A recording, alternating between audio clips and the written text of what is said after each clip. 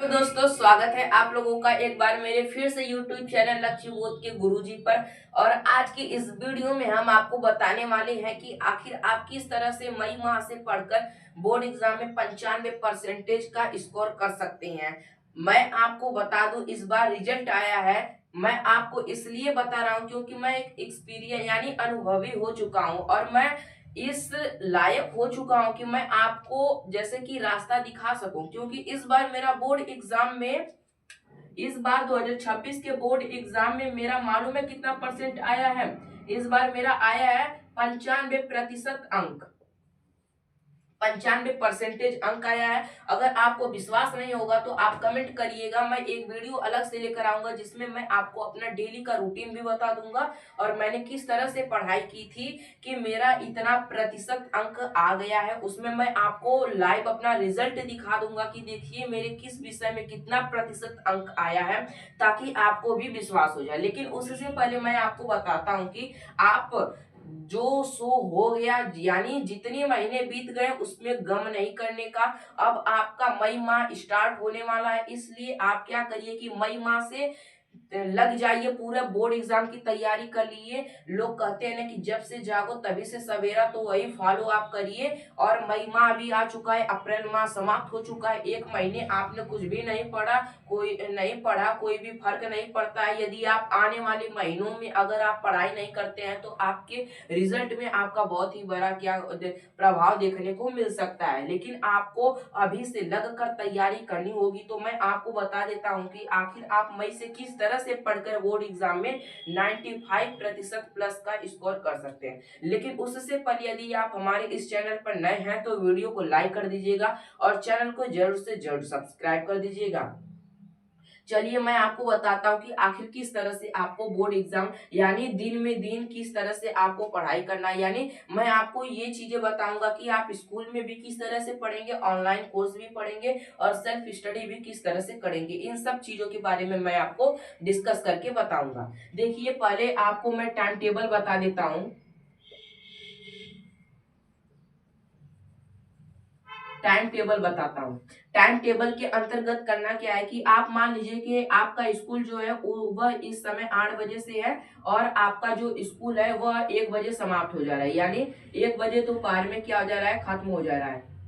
तो आप क्या करिए, यहाँ पर यानी 8 बजे से लेकर 1 बजे तक आप स्कूल में पढ़िए। जो नहीं समझ में आ रहा है अगले दिन उसे टीचर से पढ़िए। लेकिन आपको ध्यान देना है कि सामाजिक विज्ञान में यदि आपको अच्छा स्कोर करना है, मैं आपको बताऊंगा कि किस तरह से मैंने सामाजिक विज्ञान में 96 अंक लाकर फोड़ दिया है, मैथमेटिक्स में 96 अंक और साइंस में 96 अंक और हिंदी में 99 अंक और जबकि इंग्लिश में मेरा आया 97 अंक। मैं आपको प्रूफ के साथ दिखाऊंगा कि मैंने किस तरह से पढ़ाई की थी ताकि मेरा इतना अच्छा परिणाम आया। देखकर बहुत ही ज्यादा खुश हुआ हूँ। और आजमगढ़ जिले में मेरा 10वां स्थान है, जबकि रानी की सराय ब्लॉक में मेरा पहला स्थान है। और भगवान ने मुझे इस काबिल बना दिया है और ज्ञानोदय गुरु जी लोगों ने कि मैं आपको पढ़ा सकता हूँ। और जितने भी चीजें हैं इससे इंफॉर्मेशन, आखिर स्टडी कैसे करें, कितने घंटे पढ़े, इन सब चीजों के बारे में मैं आपको बता सकता हूँ, क्योंकि मैं आज के दिन इस काबिल बन चुका हूँ। यदि आप भी चाहते हैं ये चीजें करना तो आप भी इस रूटीन को फॉलो करिएगा। 8 बजे से लेकर दोपहर 1 बजे तक कहाँ पर रहेंगे, आप स्कूल में रहेंगे। इसके बाद क्या होगा कि आप 1 बजे से लेकर 3 बजे तक, आप 3 बजे तक क्या करेंगे, खाना खाएंगे। और इसके बाद क्या करेंगे, रेस्ट करेंगे। ध्यान रखना है कि आप रेस्ट के दौरान में रील्स नहीं चलाएंगे। अगर आपको देखना भी है तो जैसे कि सीआईडी शो देख लीजिए जो कि 47 मिनट का होता है। लेकिन आपको ध्यान देना है कि उस दौरान यदि आप रील्स चलाते हैं तो इसके बाद जब आप पढ़ने जाएंगे तो आपका जो ध्यान है वह भटकेगा और आपका कंसिस्टेंसी पढ़ाई में अच्छी तरह से नहीं बन पाएगी। जब आप पढ़ने जाएंगे तो आपको फलानवा ढकनवा की बात याद आने लगेगी। इसलिए आपको ध्यान देना कि जब भी आप पढ़ाई करने जाएं तो उससे पहले आपको मोबाइल का प्रयोग नहीं करना। मैं रेस्ट इसलिए कर रहा हूं ताकि आपकी जो शरीर है, आपका जो माइंड है वह थोड़ा सा थक चुका है, इसलिए थोड़ा सा उसे रेस्ट दीजिए ताकि वह पुनः उसी कार्य में उतनी ही ऊर्जा के साथ काम कर सके। फिर आपको थोड़ा सा रेस्ट करना है। फिर 3 बजे से बैठकर 5 बजे तक आपको स्कूल का सारा काम कर लेना है। स्कूल में मैं आपको बताता हूँ आखिर क्या क्या चीजें करनी है। स्कूल में जैसे कि आपके टीचर ने दिया कि आज मान लीजिए कि लिखवा दिया जैसे कि अभिक्रिया की परिभाषा। अब अगले दिन टीचर पूछेंगे कि बच्चों बताइए रासायनिक अभिक्रिया किसे कहते हैं, केमिकल रिएक्शन। तो वही सब चीजें यानी आपको जितनी भी स्कूल में लिखवाया गया उन सब विषय को आपको कंप्लीट करना। आप तो विषय खास कर स्कूल में ही लिख लीजिएगा, नहीं तो आप घर पर लिखना चाहेंगे तो आप किसी के न घाट के न घर के किसी की ओर नहीं रह पाएंगे। इसलिए आपको क्या करना है कि जो भी विषय कंप्लीट करना होगा वह आप कहाँ पर करेंगे, स्कूल में ही करेंगे। फिर इसके बाद इसमें क्या हो, होमवर्क यानी SW और विषय कंप्लीट यानी क्या हो जाएगा हमारा सब्जेक्ट कंप्लीट करना है आपको। सब्जेक्ट कंप्लीट करने के साथ साथ आपको यहाँ पर लर्न भी करना है, यानी जो भी चीजें हैं आपको इन सब चीजों के दौरान सब चीजें करनी है, जितने भी स्कूल की चीजें हैं। फिर आपको थोड़ा 1 घंटा रेस्ट करना है, यानी 5 बजे से लेकर 6 बजे तक रेस्ट। 5 बजे से लेकर 6 बजे तक आपको क्या करना है, फिर से रेस्ट करना है। फिर आपको क्या करना है, 6 बजे से लेकर 8 बजे तक ऑनलाइन क्लासेस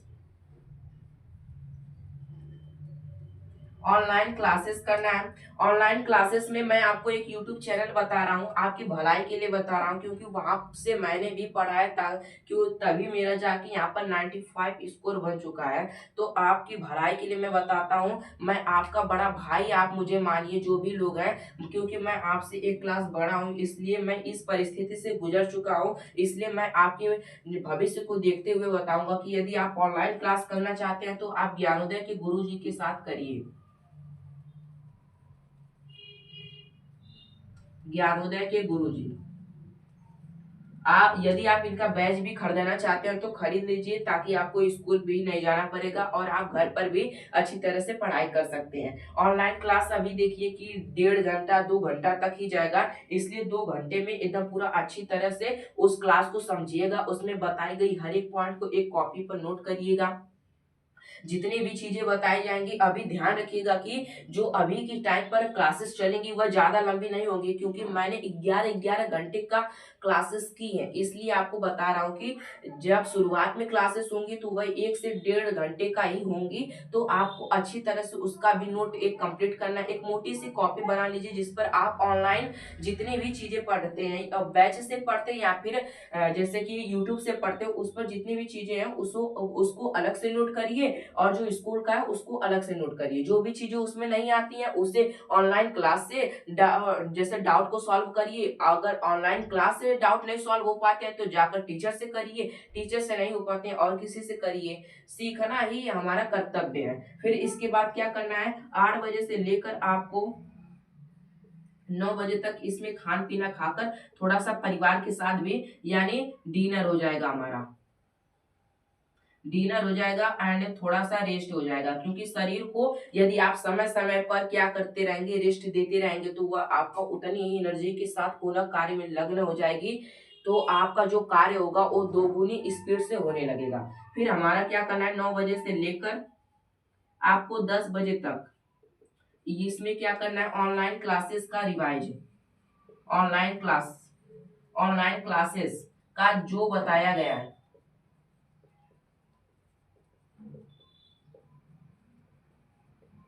समझना है उसे, जो भी बताया गया है उसे क्या करना है, समझना है। फिर इसके बाद नहीं समझ में आता है यानी समझ में आ चुका है तो फिर जब आप पढ़ रहे हैं तभी आपको समझ आ जाता है, तो इसमें आप न्यूमेरिकल सॉल्व कर लीजिए, मैथ सॉल्व कर लीजिए। आपको एक दिन में 1 डे में आपको क्या करना है, 1 डे 1 विषय यानी 2 सब्जेक्ट आपको इस तरह से लेकर चलना है। अगर आप एक दिन में सारा सब्जेक्ट पढ़ने का प्रयास करेंगे तो आप किसी की और जैसे कोई चीज का मतलब नहीं रह जाएगा। एक दिन में अगर आप 1 से 2 विषय पर ही फोकस करेंगे तो इससे आपका जो है ना जो माइंड है वह बिल्कुल जैसे इस पर ज्यादा दबाव भी नहीं पड़ेगा, कम चीजें रहेंगी तो अच्छी तरह से आपको समझ में आएगा। आप ध्यान रखिएगा कि ऑनलाइन क्लास जिस भी चीज का कराया जाए उसे इन दो दो सब्जेक्ट में सम्मिलित जरूर करिएगा। जैसे कि आज ऑनलाइन क्लास कराया जा रहा है हिंदी का, तो इन दोनों सब्जेक्ट में आज हिंदी को सम्मिलित कर लीजिएगा और कोई एक अन्य विषय को सम्मिलित